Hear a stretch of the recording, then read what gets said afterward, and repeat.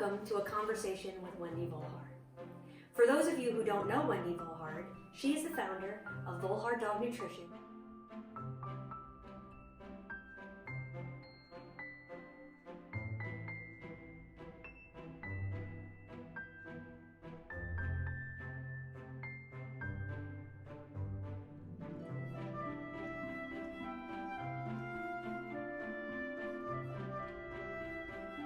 Wendy was the first to bring a natural diet to the United States in 1970. She was an industry disruptor back then and an icon in the dog industry today. Wendy is a legitimate dog expert who developed the Volhard motivational method of training, has been published many times, a worldly educator on the dog, and a humble nutritional formulator. Wendy Volhard is trusted by breeders, by pet owners, by veterinarians, and by trainers, both here and around the world, as a leader in training and dog nutrition. Wendy's motivation has always been to extend the life of the dog.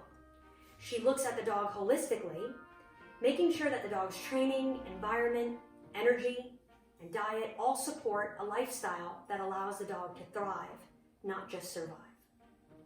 Wendy's formulas have stayed the same over the last 40 years, and we have watched the industry try to make money off of trends and fads, and they end up coming right back to where Wendy began.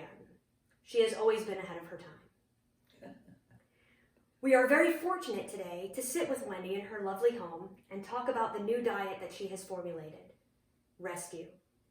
Wendy, thanks for being with me today. It's a pleasure, Jennifer.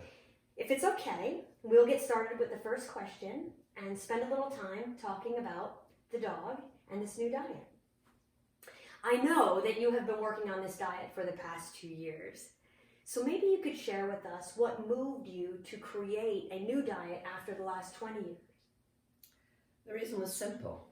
I teach classes. I'm involved with dogs every day of my life, and I was seeing dogs that were well-fed on good diets, who still, not only seasonally but year-round, would have scratching and itching problems, and it was driving me crazy. So I wanted to find out why that was happening. So what I did was I had 27 dogs allergy tested to see if I could find 27 dogs that had itchy, scratchy problems, and if I could find common denominators.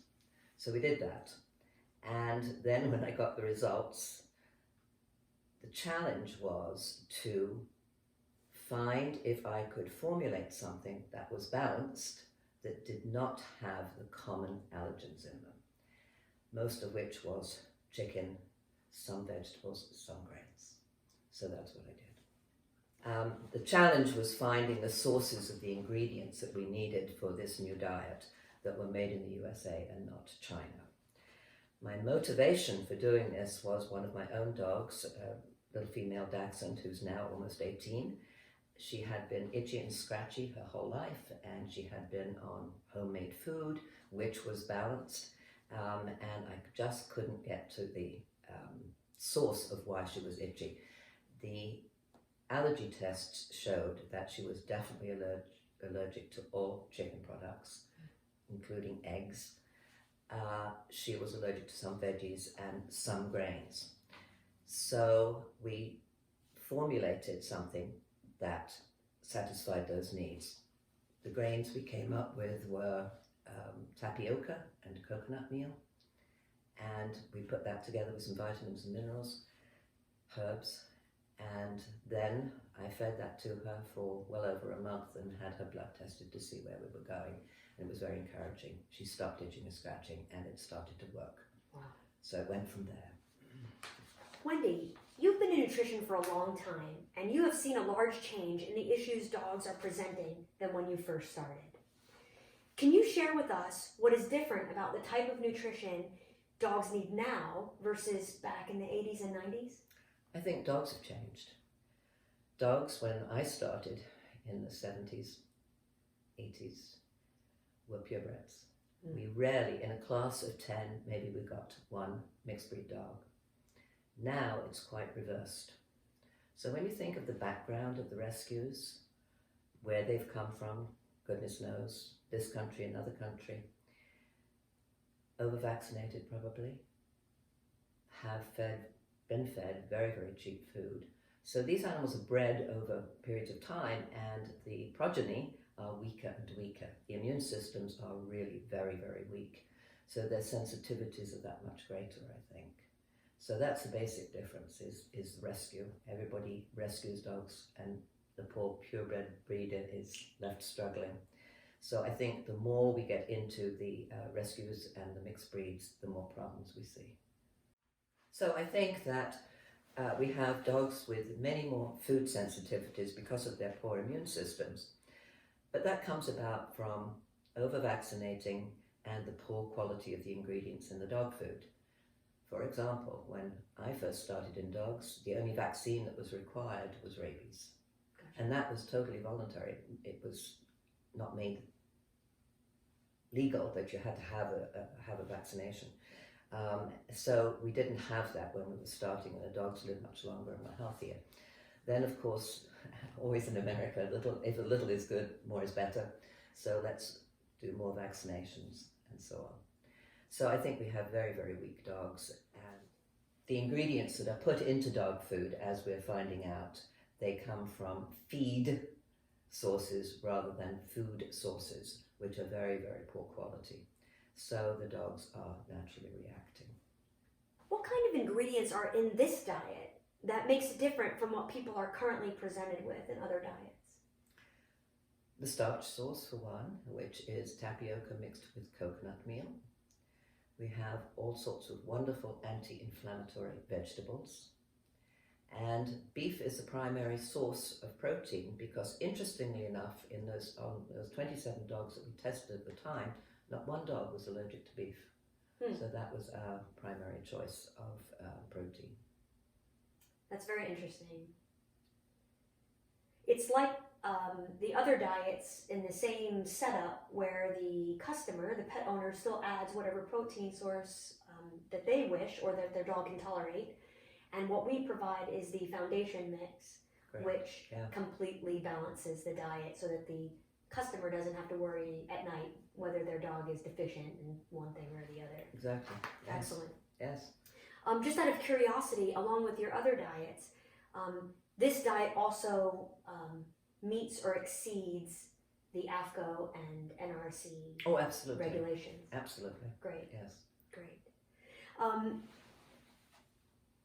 What is rescue? What is the premise that rescue is? What did you intend for it to do? Mainly for itchy, scratchy dogs. There had to be a solution that you could put these, and people are not going to make their own food mostly because they simply don't have the time. So for the 2 years, I fed my own dogs, so my research and development, 2 Labradors and 2 Dachshunds.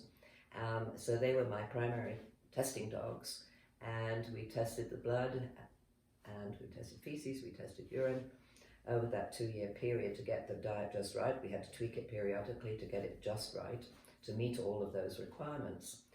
But the main reason was to have an answer for people who'd come and say, but my dog is scratching itself to death, and to avoid the prednisone antibiotic route, which they go on for a month and then they come off, and then 6 weeks later it all comes back. I think with some dogs it's seasonal. I think in the spring when things come out of the ground and the ground gets turned, you'll find seasonal allergies, but it also corresponds with when most dogs are vaccinated. So there's definite correlation between that timing of the year. And then in the fall you get it again because the leaves fall and they're walking through the leaves, which are full of fungus and molds, and the dog's system is not strong enough to resist that. So all these ear infections and hot spots and itchy skin can be controlled by using this diet. If someone has an issue with their dog where it is seasonal, like you just described, it's not all the time, but spring, fall, it seems to be exacerbated. If they are already feeding a fresh diet, can they move to this in anticipation? Absolutely. If they're already on a raw food diet, they can do it the next meal. There will be no disruption to the digestive system at all, no diarrhea or vomiting or anything like that. And that's the beauty of it. That's fantastic. Is there anything else that needs to be added to the diet to help those dogs, or the diet holds its own? That diet holds its own. Absolutely, you don't need to add anything. That's the whole idea of it. Right, that's fantastic. How do you think that this diet is going to change the lives of dogs that are struggling right now? Well, it changes them because they won't be on pred and they won't be on antibiotics. And pred, just over a period of time, destroys the liver. So my motivation is always longevity. I want them around as long as I possibly can. A lot of time and effort and love goes into these animals, and you don't want them to leave before their time. So I think that not putting medications into these dogs over a lifetime, rather than trying to treat with the concept that food is medicine, that they're going to live longer. The thing that I find unique about this diet is the take back that is in all your diets to Chinese medicine. And how you bring the energy and seasonal quality of strength and weakness in the body, and how you use food to make sure that we're supporting those systems. Yeah, part of my education was studying Chinese medicine and feeding, and they very much believe in feeding by the seasons. So under Chinese medicine, energy of the body is in certain organ systems at different times of the year. So when I was formulating, I was very aware of spring being liver season, heart season being in the summer, lung and large intestine in the fall, kidney in the winter, that I should have herbs in the diet that would support those systems. So that as the year went by, all of those systems were boosted. Right. It's really amazing because all your diets are very energetically balanced. Yes, they are. Depending on what protein you add, you can tweak that to help the dog. Well, and also the tolerance of the dog. Right. As I said, that none of these dogs that we tested to be allergic to beef, but they were all allergic to chicken. However, having said that, I know there are some toys that do very well on chicken. Right. So you have to find what's right for your dog. And what is your thought on feeding raw meat to a dog that's having a hyper response with the immune system, as opposed to cooking that meat? Some people feel like the bacteria levels in raw meat might actually exacerbate. What are your thoughts about that? Well, I've never used cooked meat. There you go. It changes the whole molecular structure of it. The amino acids are changed and absorption is changed. So dogs are meant, their whole system, their whole digestive system is made to digest raw, not cooked. So I think you're going to add a level of difficulty with the digestive system if you don't do it. And plus their stomach acid is so strong, with a pH of 2, that anything can, salmonella or whatever, they're well set up to kill it before it even goes through the digestive system. So raw is definitely the way to go, to make it as easy for the dog as it possibly can Absolutely. be. One more thing that I wanted to mention that is a special ingredient in this diet that is not in the other diet is that this is pork liver in it. No, we've had pork liver before. In the other diets? And we have had, yes. That came about because we had one incident of mad cow disease in Canada, which they traced, the cow was in Canada, but I think they traced the birth of the cow to America. And all the plants that process things like bone meal and beef treats for dogs closed out. They wouldn't have it in their facility. So this was probably in the 80s, late 80s, 90s, something like that. So then we went to pork liver. The nutritional balance is a little different, but not enough to make an overall difference. And pork liver was always available. And so that's why we changed to pork. And for these dogs with rescue, they react much differently to pork liver, obviously being more neutral than having chicken products. Oh, absolutely. Because of this special circumstance. Yes, and chicken liver is used so often to flavor things. Right. So. Right. Excellent. Thank you so much. I want to talk for a minute about the price of the food. Online, we have posted a price comparison chart, and that is to help you understand where the larger costs are and how our food, rescue, weighs in next to our competitors. To be honest, there really is no competitor to this food. This is a very special and unique food. Wendy has done her due diligence to source out ingredients that are not from China, as you mentioned earlier, that are all tested, non-GMO, safe human grade quality vegetables that are in this food to minimize that reactive quality that might be in a lesser quality ingredient. I cannot speak for other foods, but I know what's in this food, and I know that that is the case, and to have that kind of ingredient costs money. Yeah, and you see, it's a question of how you look at it. Do you want a dog that is constantly sick and you spend thousands of dollars at the veterinarian? Right. Do you want to do it that way? Or do you want to put a little extra into what you feed your dog and never have to visit the veterinarian except for your yearly wellness check? Makes perfect sense to me. That's the way I look at it. I don't want my dogs to go to the veterinarian. Right. They do. They go 3 times a year for their chiropractic checkup and once a year for their blood work. But that's the way it should be. Right, that makes perfect sense.